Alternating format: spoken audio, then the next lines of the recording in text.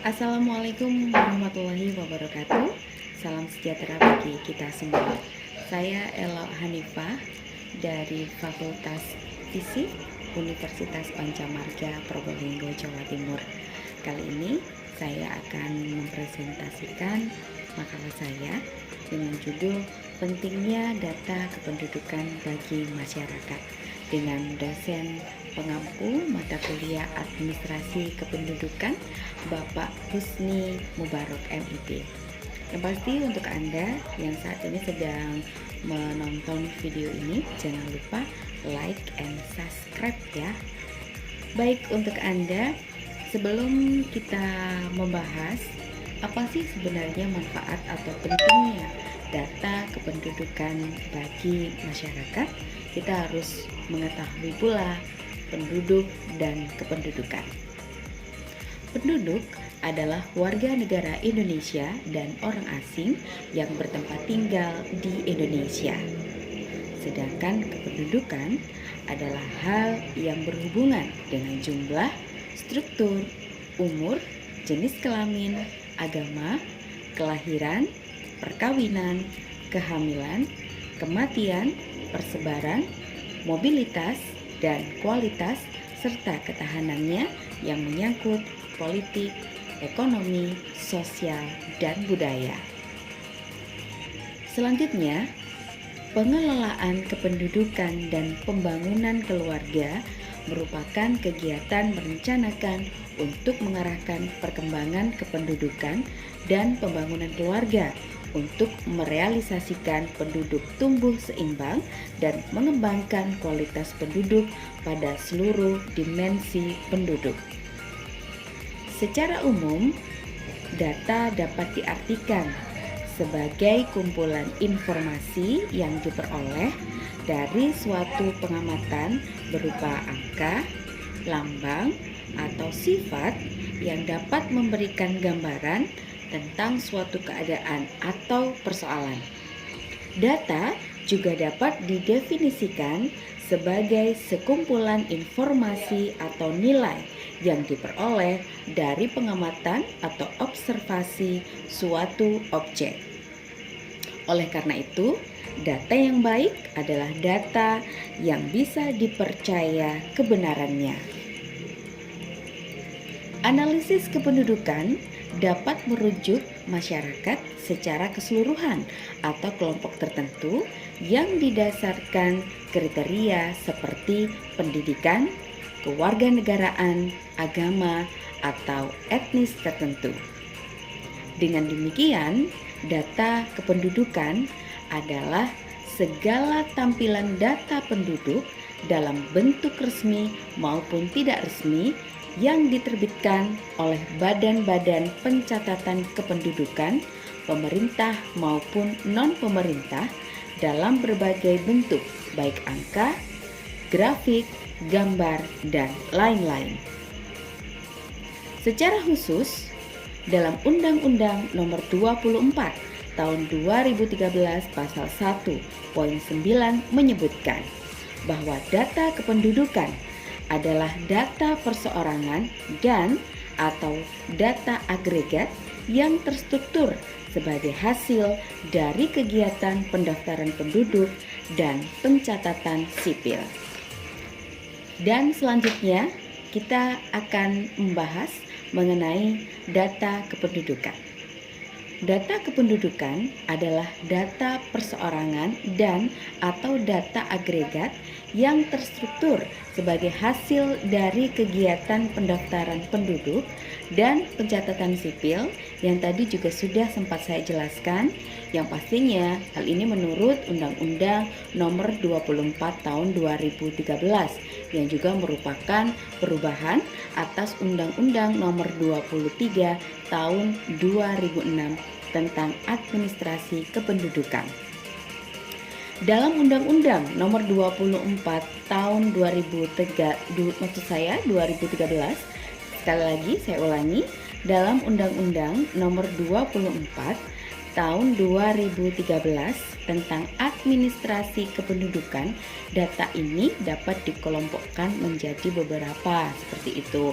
Yang pertama, data pribadi. Data pribadi ini adalah data perseorangan tertentu yang disimpan, dirawat, dan dijaga kebenarannya serta dilindungi kerahasiaannya. Ini merupakan pasal 1.22. Kemudian database. Ini merupakan kumpulan berbagai jenis data kependudukan yang tersimpan secara sistematik, terstruktur, dan saling berhubungan dengan menggunakan perangkat lunak, perangkat keras, dan jaringan komunikasi data. Hal ini merupakan pasal 1.29 Peraturan Pemerintah Nomor 37 Tahun 2007. Selanjutnya data kependudukan. Ini adalah data perseorangan atau data agregat yang terstruktur sebagai hasil kegiatan pendaftaran penduduk dan pencatatan sipil. Data perseorangan menurut Undang-Undang Nomor 24 Tahun 2013 Pasal 58 Ayat 2 meliputi nomor kartu keluarga, nomor induk kependudukan, nama lengkap, jenis kelamin, tempat lahir, tanggal, bulan, tahun lahir, golongan darah, agama, kemudian status perkawinan, status hubungan dalam keluarga, cacat fisik atau mental, pendidikan terakhir, jenis pekerjaan, NIK atau NIK ibu kandung, nama ibu kandung, NIK ayah atau NIK ayah, nama ayah, alamat sebelumnya, alamat sekarang, kepemilikan data atau kepemilikan akte kelahiran atau surat tanda lahir, nomor akte perkawinan, buku nikah, nomor akte perkawinan atau buku nikah, tanggal perkawinan, kepemilikan akte perceraian, nomor akte perceraian atau surat cerai, kemudian tanggal perceraian, sidik jari, iris mata, tanda tangan, dan elemen data lainnya yang merupakan aib dari seseorang. Selanjutnya, data agregat. Data agregat ini merupakan kumpulan data tentang peristiwa kependudukan, peristiwa penting, jenis kelamin, kelompok usia, agama, pendidikan, dan pekerjaan yang merupakan penjelasan dari pasal 58 ayat 3 Undang-Undang Nomor 24 Tahun 2013. Data kependudukan merupakan hasil pendaftaran penduduk dan pencatatan sipil yang dijamin keamanannya serta kerahasiaannya oleh negara dengan menyimpannya di data center. Data center ini digunakan sebagai tempat atau ruang penyimpanan perangkat database pada penyelenggara pusat yang menghimpun data kependudukan dari penyelenggara provinsi, penyelenggara kabupaten atau kota, dan instansi pelaksana yang merupakan di pasal 1.30 Peraturan Pemerintah Nomor 37 Tahun 2013. Nah, kali ini kita akan membahas tujuan dan pentingnya data kependudukan. Data kependudukan yang dihimpun dari pendaftaran penduduk dan pencatatan sipil menjadi data agregat penduduk yang meliputi himpunan data perseorangan berupa data kuantitatif dan data kualitatif. Data kependudukan tersebut digunakan untuk semua keperluan yang berasal dari Kementerian Dalam Negeri yang terdapat pada pasal 58 Undang-Undang Nomor 24 Tahun 2013. Antara lain dimanfaatkan untuk 1. Pelayanan publik, antara lain untuk penerbitan surat izin mengemudi, izin usaha, pelayanan wajib pajak, pelayanan perbankan, pelayanan penerbitan sertifikat tanah, asuransi, jaminan kesehatan masyarakat, dan jaminan sosial tenaga kerja.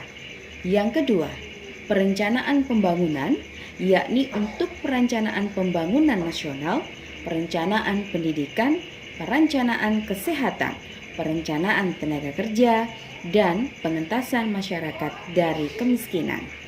3. Alokasi anggaran meliputi penentuan dana alokasi umum atau DAU dan perhitungan potensi perpajakan. 4. Pembangunan demokrasi, yaitu penyiapan data agregat kependudukan per kecamatan atau DAK2 dan penyiapan data penduduk potensial pemilih pemilu atau DP4. 5. Penegakan hukum dan pencegahan kriminal antara lain untuk memudahkan pelacakan pelaku kriminal, mencegah perdagangan orang, dan mencegah pengiriman tenaga kerja ilegal.